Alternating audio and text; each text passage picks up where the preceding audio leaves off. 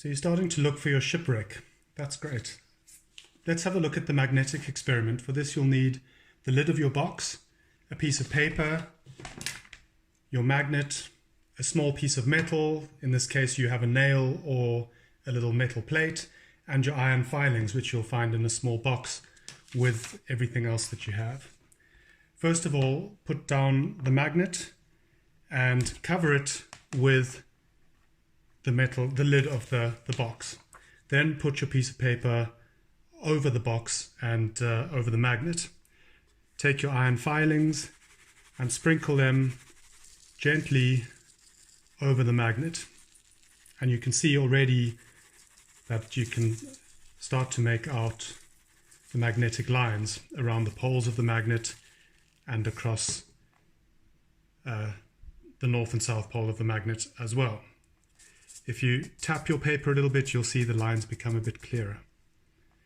So that's basically what the Earth is like, with a North Pole and a South Pole. And the Earth's magnetic field flows around the Earth in much the same way as you can see on this magnet.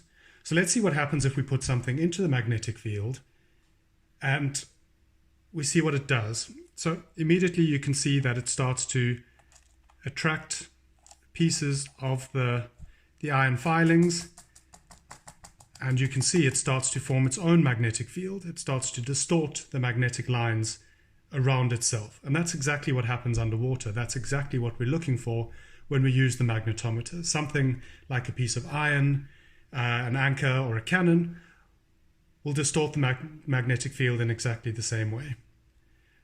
And we look for those changes with the magnetometer.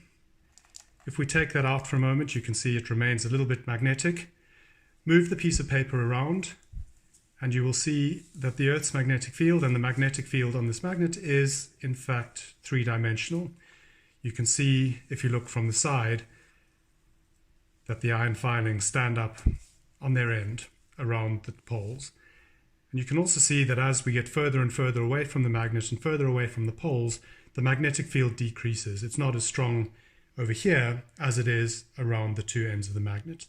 And that's important too, because the further we get away from the piece of metal that's distorting our magnetic field, the less we will be able to see the changes that it puts onto the magnetic field. So go ahead and try that. Use your nail and use your magnet. And once you're done, you can get on with the experiment looking for your shipwreck on the shipwreck site.